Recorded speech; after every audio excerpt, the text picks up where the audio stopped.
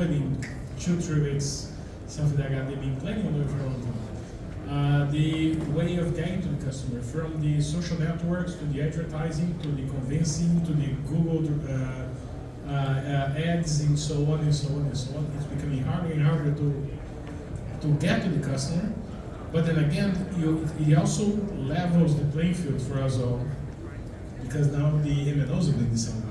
So they also have to compete in the same space with us. So I think this is going to be a very interesting afternoon. We have a lot of very interesting stories. So first one that we have introducing is Maciek Żlak. Did I say this right? Close enough. Maciek Żlak. No, wait, my job is done. I'll go home. Okay. He's a business development manager for Viking in Poland. Brilliant. Please. Okay. Stage is yours. Okay, thank you. I will use this one. Okay. It's okay. Okay, so my name is Maciek Żlak and I'm here today to tell you a bit about our interpretation of the community-oriented operator that we are doing, and especially tell you a bit scraps of the story how we were, how the being digital operator helped us during the pandemic also, because we were digital since the beginning. We were aiming to be that from the starting point. So we were in a way prepared for what happened from the process perspective, and I will tell you how it went. So first, few moments about our goal, the goal of the Mobile Vikings and the company and our perspective. Then I will tell you how we are building this community feeling among our subscribers. Then I will show you the, let's say, results of the actions that we are doing, and then the long-term effect, so where we are as a business right now and where are we heading. So what is community brand? Because the answer may vary, but for us this is the idea of building the inclusive entity that offers sense of belonging and proudness to its peers. And both of these elements are very important for us, because it's not only about being part of something, just having any kind of operator SIM card in your phone or the eSIM, but it's more about also being the supplier of fun and sense of being proud that I chose for this, let's say, operator who is not blend on the let's say Polish market of network operators. So in our business models there are like two elements in the foundations. First is the fact that let's say the company is not oriented on having short-term return of investments. We are thinking in the long perspective about getting back the investments that we are creating. And another thing is the fact that we have let's say customer-centric approach, and I think that was present in the many presentations here on the event, that all the companies trying to aim that with their approach. But for us, I think we are doing that slightly different, at least from what I heard that others are doing, or everybody I think has a slightly different mix. So I'll tell you a bit about this mix from our perspective. So if you think that the customer value for us is the main KPI, then there's like two elements that we're focusing. First is the lifetime of the customer. So we want to keep the loyalty as high as possible to keep the customers long with us. And another thing, of course, is the ARPU, because the ARPU is actually what is giving us also the space to grow in the future. So who are the ideal customers for us? Like on this matrix, you will see two dots, and those two dots are here with a reason, because first is the Vikings. So the Vikings are this, let's say, more digital-oriented customer who we are attracting with our active communication. So those are the people who we want to, advertise our product and to tell them, hello, we are existing, we have this type of offer, so maybe consider us and choose us as your, let's say, operator. But then the Vikings has, families, friends, somebody who is around them, and we call them the crew of Vikings, because we are heavily investing in the MGM program. So we also want to attract our Vikings and activate them to refer our product to their friends, to their families, to their close ones. And this is working pretty well, I think. You will see in a second. But also what's important is this fact that we are trying to deliver more comfort-oriented products on the market. So we want to create, let's say, the whole complete solutions with a lot of gigabytes, unlimited packages of calling and texting, We are not, let's say, the MVNO who is oriented on creating very complicated offers with a lot of optimization and tinkering for the users, because we want it to be easy to explain to the others. That's the reason of this simplicity. So how we are doing that besides the product? Yeah, this is the few elements. First, what we are trying to do to make our customers feel exclusive, and now it should be the last time I use the word customer, because we are not using that, we are using the word Viking and Vikings. This is the words how we are referring for the subscribers that we have, and this is also the wording that we are using within the company, because we want to blur the line between the employees of the company and the users of the product. We all are the Vikings, we all have the same problem, so we want to try to overcome this problem within the product, or within the let's say, interaction with the product on this, let's say, customer experience layer that we are focusing. Another thing, part of the customer experience, is the human-based help desk. There are probably a lot of trends right now about automation in the customer care area, that people want to use the chatbots, use some, let's say, other options, let's say dynamic FAQs, who will try to resolve the problems. We are not this cup of tea. We want to push in the relation with the Vikings. So we want to have a real person on the other hand of the line. We have a really fast policy of taking the call, and we are attracting Vikings for discussion, not only about the problem that was created, or the questions about the offering that they have, but also about casual talks, to build a, let's say, nice feeling, nice relation, and to give them the feeling that they are part of the community that we are trying to build. And last thing, the policy that we have within our product is the fact that we have the data rollover. So we want to also send the message that you can keep what you paid for. So if you get the gigabytes and you doesn't use it, you can take it to the next month, and to the next month, and to the next month. So in our case, it's not the difference that the users has 300, 400, 500 gigabytes accumulated on their subscription. Another thing that we are doing this time to make our customers, our Vikings, proud is let's say, communicating with them from this, let's say, angle of community approach. So first, on the level of product creation and, let's say, company development, this is the insiders group. So we have this beta testing community for our apps.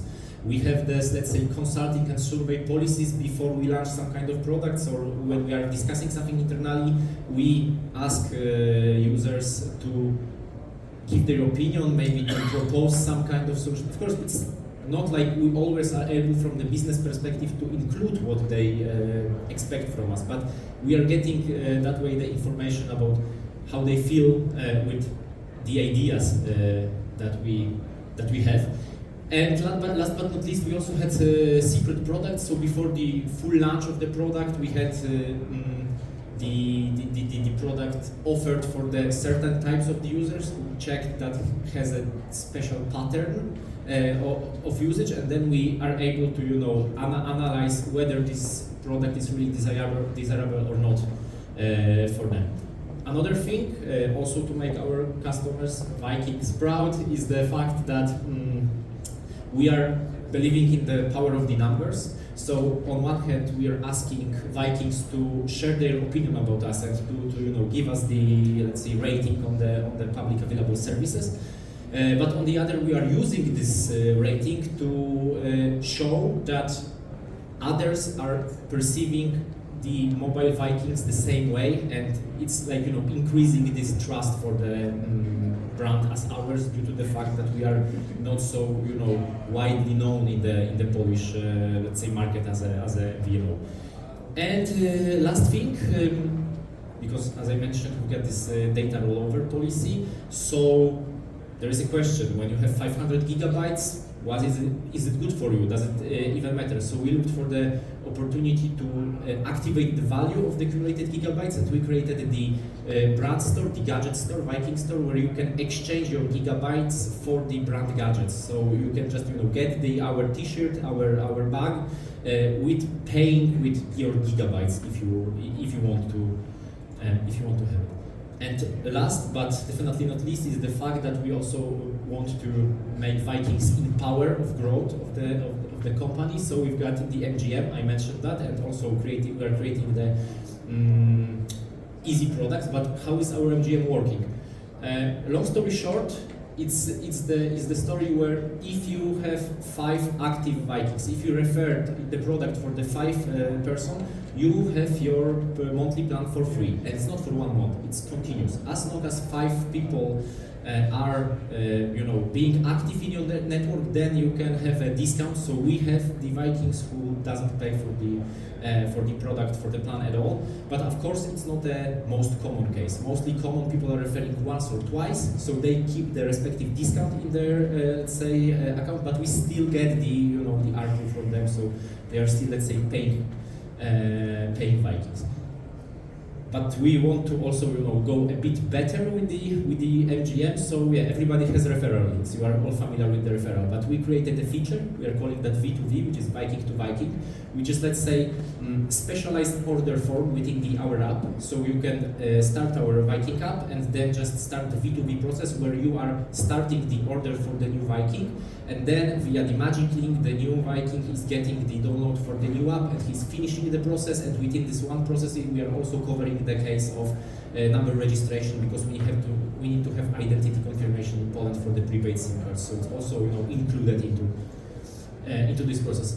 So what are the results of this action? Because of course I can tell you about communication, about our creations, about the marketing, but maybe let's jump to the figures. So as you can see, pandemic happened, then we were prepared, then we increased the sales due to having the digital processes already there. And then what we are really proud of is the fact that we didn't just push it through to the new market, but we still kept the high MGM share in our story, which is leading us to the conclusion that our Viking base is still heavily referring our product and was referring even stronger during the pandemic.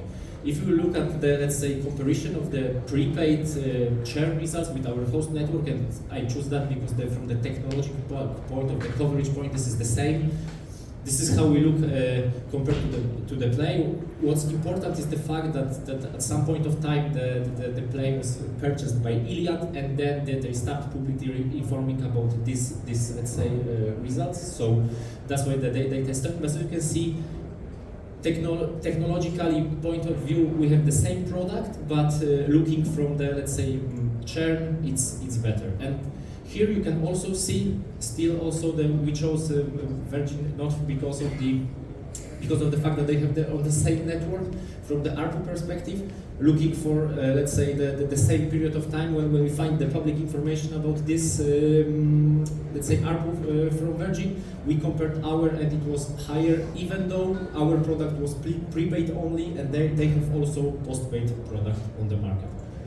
So yeah, what's the effect on that? The cost of acquisition for us, because this is kind of important thing when you are running a VNO, what is your cost of acquisition? So in the period of 2019 till 2021, our yearly media budget was at around 300,000 euros yearly. Yeah, it's not whole marketing cost that we are doing, but this is the cost of paid advertisement that we are doing.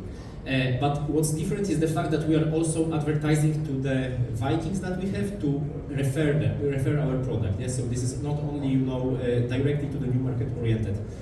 And we gained more than 33,000 subscriptions. This was the most dynamic growth of the base since the beginning of the company, which is 8 years now, 8.5 years right now. So looking at the loyalty point of view, and this is on this chart you will see the cohorts of activation. So when we get the customers, and it stopped at the first quarter of 2022 due to the fact that this is the lifetime for the customers who are older with us than 24 months. Why this is important? Because in Poland, 24 months is the usual time of contract in the postpaid. So this is kind of your period when the users think that maybe I should change. It's also somehow similar with the fact that if your phone is getting cold, you also want to exchange. So this is this kind of activation. As you can see, we are pretty happy with this chart. It's this is a nice, from our point of view, this is very nice loyalty that we have. So yeah, let's speak for itself. And our subscriber base or Viking base, two elements. I could show just the one chart that it's starting to explainably growing, and we are very happy about that, and we are hoping to reach 100,000 active Vikings in 2 months. Hopefully it should go like this. But the most important fact for us is this left chart, because this is the percentage of the new Vikings that we're able to activate within our MGM program. So as you can see, we are constantly getting better and better of asking new Vikings to promote our product, and this was based in the first 3 months after their conversion. So it's in the first three months after conversion, they were, let's say, so much active. Of course, the data for the first quarter of 2022 was not so complete, so it should be a bit better because from the time the presentation was created. Okay, so that was all. I hope it was 15 minutes or 20 minutes, not so sure, but if you have any kind of questions, maybe I'll try to answer them.